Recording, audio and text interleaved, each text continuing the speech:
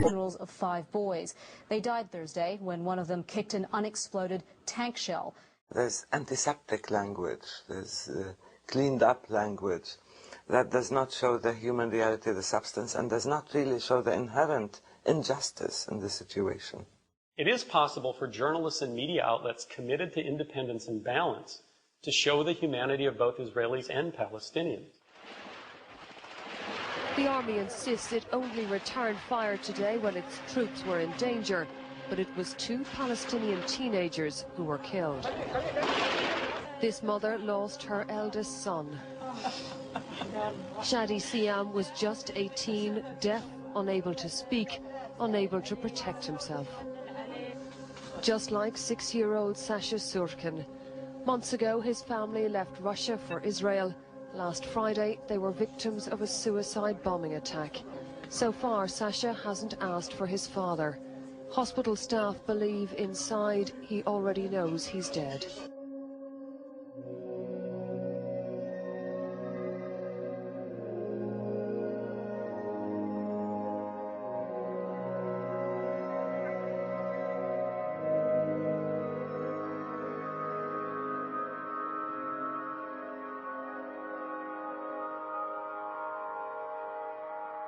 You'll see on most commentators in the media constantly urging the U.S. to become more engaged in the negotiations between the Israelis and the Palestinians. Today that the U.S. must get more involved in settling the conflict.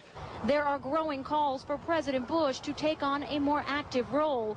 Nearly everyone agrees the U.S. must play a more active role in an attempt to... The premise of that view is the idea that's stated over and over again, that the U.S. is merely trying to bring about a peace, trying to bring the two sides together. It has no preconceptions about what, whose side is right and whose side is wrong, which side needs to make more compromises and which doesn't. And I think that's a fundamentally inaccurate view of how U.S. diplomacy has worked over the past several years. The United States has presented itself as a neutral broker between these two parties. But if you look at its actions rather than its words, you see that it has favored Israel almost 100% of the time. The U.S. has vetoed resolutions many times that would have put a stop to Israel's actions in the territory. In New York, a push by the Palestinians and their supporters to win a UN Security Council resolution calling for an end to the violence was vetoed by the United States. Israel has rejected UN involvement in the conflict, backed by its closest ally, the United States. The U.S. blocked diplomatic moves from the Arab states, from Europe, from the PLO, anything, because it just refused to accept this kind of diplomatic settlement. Well, there's a name for that in the United States. It's called the peace process. What it actually is the process by which the United States prevented peace. The United States has struggled for decades with widely varying success and failure to help ease this Mideast conflict. The United States as a neutral broker between Israel and the Palestinians is a cruel joke on both Palestinians and the Arab world at large. The United States has exercised its veto many, many times in the Security Council, but perhaps worse than that is that it provides billions of dollars of aid to Israel, a lot of it military aid, and a lot of it in the most lethal possible form. American aid to Israel totals over $6 billion per year. Israel receives $3 billion in direct aid, 2/3 of which is military aid intended for the purchase of American-made weapons. In addition, Israel receives $3 billion in indirect aid, at least half of which is used for military ventures, such as subsidizing Israel's domestic armaments industry.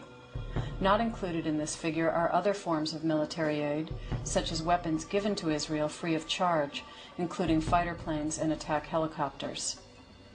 Total U.S. aid to Israel since 1949 has amounted to over $100 billion, making Israel, a country the size of New Jersey, the 4th most powerful military in the world, in possession of the largest fleet of F-16 fighter planes outside the United States.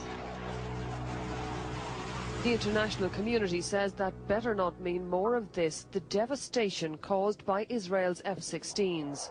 So Israel's tanks, missiles and helicopter gunships are no longer enough. Now Ariel Sharon has used fighter planes. America supplied the planes seen here in action in Lebanon. The pipeline of violence is very much stamped made in USA. I mean, the United States has been brokering an alleged peace process for how long, and what does the situation look like? I mean, if peace were the genuine goal, it would be such a catastrophic failure that, you know, it would have ended a long time ago. Clearly, in the name of peace, other things are going on here. Control over Middle East oil will provide us with veto power over Japan and other countries. They rely on Middle East oil. If we have our hand on the lever, we have veto power over what they do. These are techniques of world control and the source of enormous profit and wealth, not just for the energy corporations. The United States, at least the Bush administration and its strategists, have recognized that the EU and possibly Russia are potential competitors. And so being able to keep control of trade, investment, and the oil industry in a region that is very close to Russia, very close to Europe, this is a way for the United States to maintain its hegemony. There's a framework of state policy, it's been in place for about 30 years, of supporting Israel as a kind of base for projection of U.S. power in the region. That support intensified under Clinton and intensified even more in the Bush administration with the rise to power of the neoconservatives in the Defense Department, such as Paul Wolfowitz, Douglas Feith, Donald Rumsfeld, and others like them. Now, when in effect you have people so close to Israel inside the U.S. administration, I think Israel is in the White House. This was the 6th meeting between Mr. Bush and Prime Minister Sharon. Every time he comes, I learn a lot. The president has never... There is no difference any longer between U.S. policy in the Middle East and Israeli policy.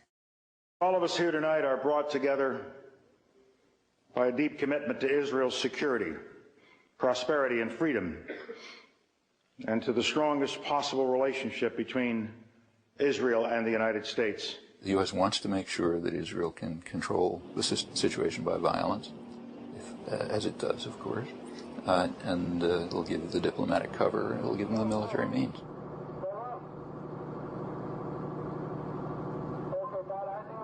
Congress, which is very, very strongly pro-Israeli at the moment, 94 votes to 2 was the way a resolution was passed in the Senate the other day, wholeheartedly endorsing everything Israel is doing.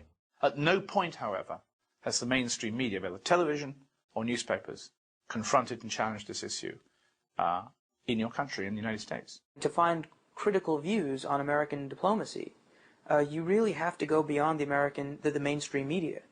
You can find very critical views in the British press. You can even find critical views in the Israeli press.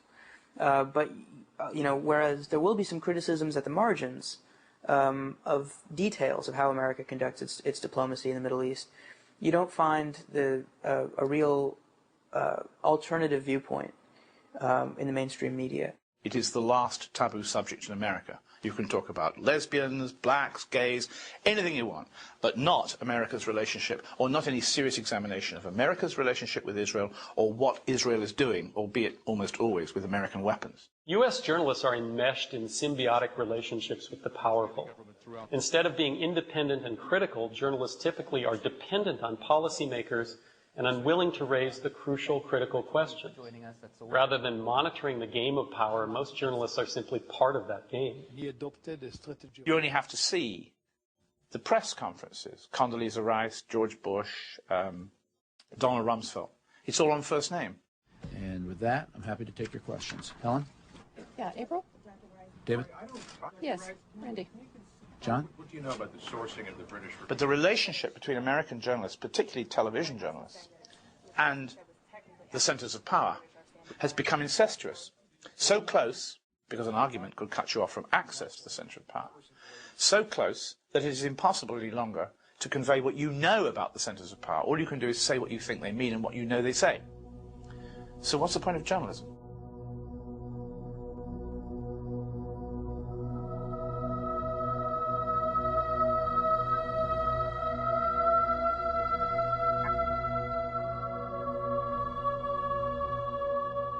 '91 marked the beginning of a series of peace efforts.